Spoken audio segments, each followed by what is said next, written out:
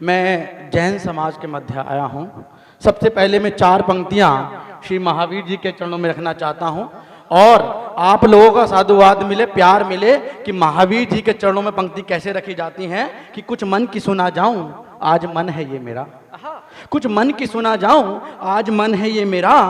जैन धर्म की वजह से है चमन मेरा और शांति, प्रेम, दया, अहिंसा का दिया ज्ञान।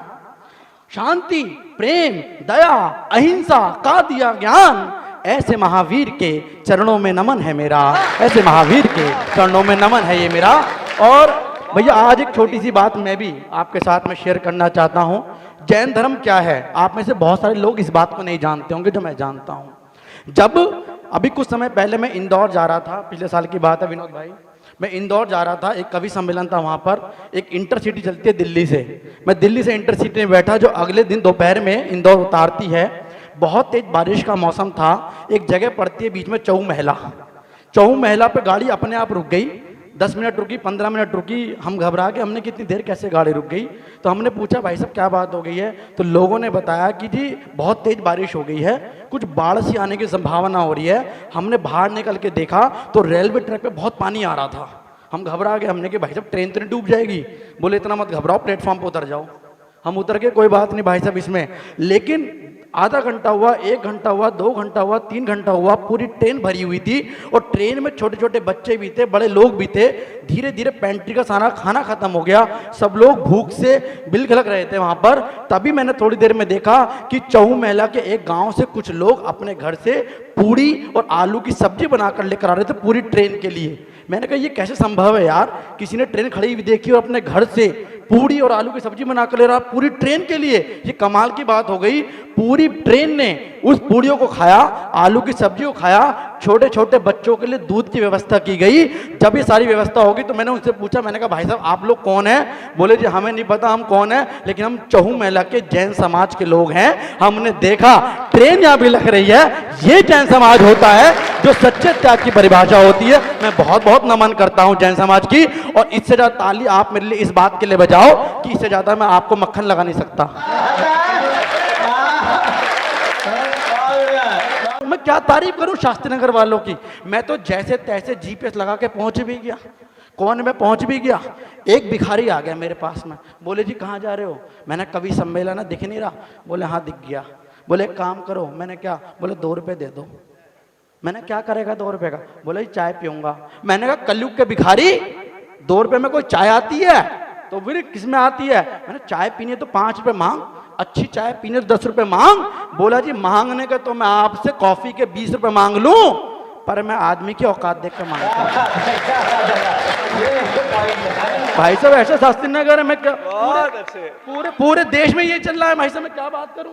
पूरे देश में वो राहुल गांधी जी आप जानते होंगे भाई साहब, सबसे सफल लड़का हमारे देश का राहुल गांधी जी।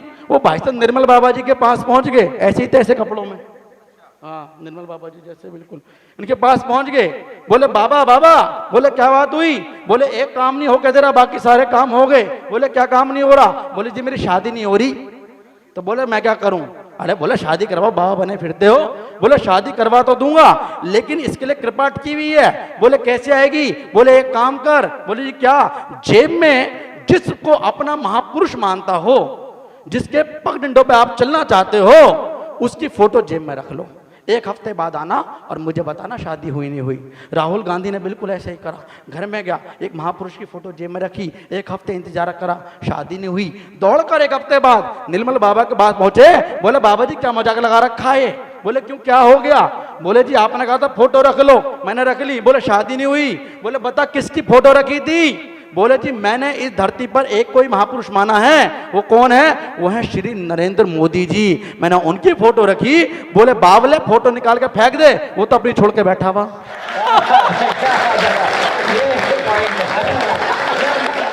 तो बोले जी रखूं किसकी?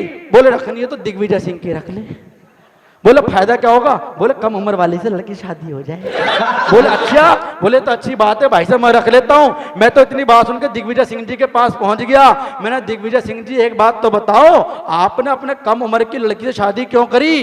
बोले इस देश के सारे बुड्ढे यही चाहते हैं। मुझसे क्या पूछ रहे हो? अमृता सिंह से पूछो। मैंने अमृता सिंह जी से पूछा, मैंने कहा अमृता सिंह जी एक बात बताओ, आपने दुनिया भर के देश के नौजवान छोड़कर आपने दिग्विजय सिंह जी से शादी क्यों करी? बोले एक बात बता। मैंने क्या? बोले ये बता, घर घर में पति पत्नी में लड़ाई क्यों होती है? मैंने कहा जी मुझे नहीं पता।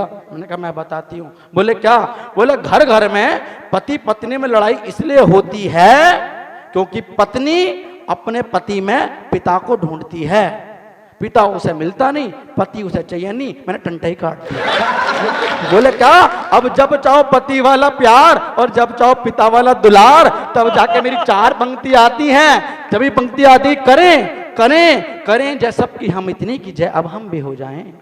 करें करें जय सबकी हम इतनी की जय अब हम भी हो जाएं। बाबूजी आप भी सुनना, हाँ, कि करें करें जय सबकी हम इतनी कि जय अब हम भी हो जाएं, और देख लें और देख लें और देख लें जिंदगी को यूं अजय अब हम भी हो जाएं। और देख के टीवी चैनल को मिलके बुढ़े कई बोले, मिले जो अमृता हमको दिग्विजय हम भी हो जाएं, दिग्विजय हम भी हो जाएं, दिग्विजय हम भी हो जाएं। भाई साहब मैं क्या बात करूं, शास्त्री नगर ऐसा होता है, पूरा अमेरिका लादेन को पकड़ के इतना खुश नहीं हुआ जितना शास्त्री नगर के लोग होते हैं।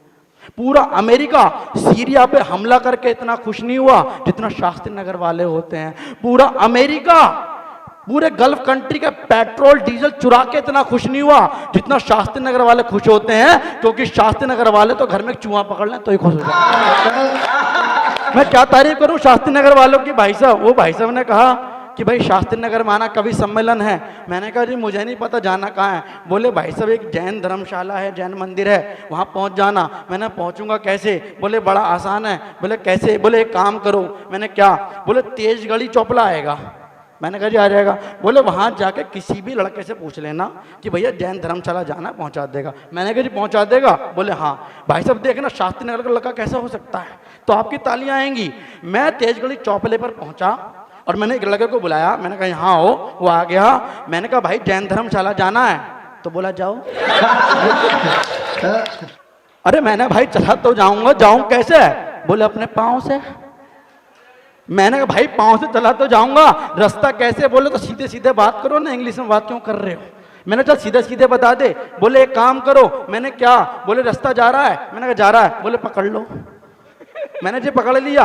बोले रास्ते पे आगे जाना। मैंने कहा चले गए। बोले आगे जाके 3 रास्ते आएंगे। मैंने कहा जी आगे। बोले 2 छोड़ देना, तीसरा पकड़ लेना। मैंने पकड़ लिया। बोले रास्ते पे आगे जाना। मैंने कहा चले गए। बोले आगे जाके 3 गलियां आएंगी। मैंने कहा जी आ गई। बोली 2 छोड़ देना, तीसरी पकड़ लेना। मैंने पकड़ ली। बोले गली के अंदर जाना। मैंने कहा चले गए। बोले अंदर जाके 3 मकान आएंगे। मैंने कहा आ गए। बोले 2 छोड़ देना, तीसरा पकड़ लेना। मैंने पकड़ लिया। बोले इस मकान के अंदर जाना। मैंने कहा चले गए। बोले अंदर जाके 3 कमरे आएंगे। मैंने कहा आ गए। बोले 2 छोड़ देना, तीसरा पकड़ लेना। बोले पकड़ लिया। बोले तीसरे मकान के अंदर में तीसरे कमरे के अंदर में जाना। मैंने कहा चले गए। बोले उस कमरे के अंदर बैठे होंगे सौरभ जैन सुमन जी। मैंने कहा बैठे हैं। बोले उन्हीं के सर पे हाथ रख के कसम खा के कह रहा हूं मुझे नहीं पता धर्मशाला कहाँ है। भाई साहब कह रहे ताली वाली कम बजा रहे। मैंने जैन समाज के लोग हैं, त्याग करेंगे, आज तालियों का त्याग करेंगे अपने लिए तालियां त्याग करेंगे, हमारे लिए त्याग करेंगे। मैं इन त्याग करने वालों का सम्मान करता हूं, जो मेरे पीछे बैठे हैं उनका सम्मान करता हूं, जो मेरे पीछे से वीडियो बना रहे हैं भाई साहब उनका सम्मान करता हूं। मैंने तो आगे से बनती हुई देखी है, पहली बार देख रहा हूं। मेरी शादी में भी नहीं ऐसे बनी भाई साहब, आपका सम्मान करता हूं। दाहिने हाथ वालों को सम्मान करता हूं, बाएं हाथ वालों को सम्मान करता हूं।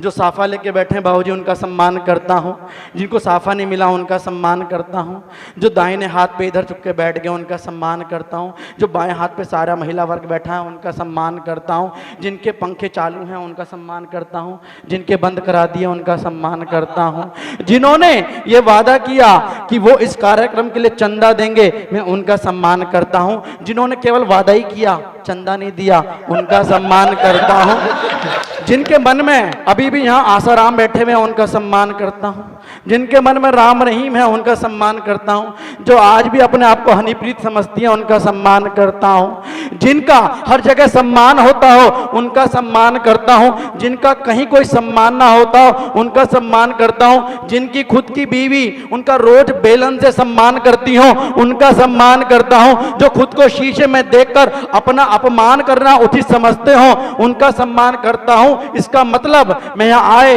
हर इंसान का चुन चुन के सम्मान करता हूं, और अगर आपको लगे मैंने आपका सही सम्मान किया है, एक बार ताली बजा के मेरा सम्मान कर।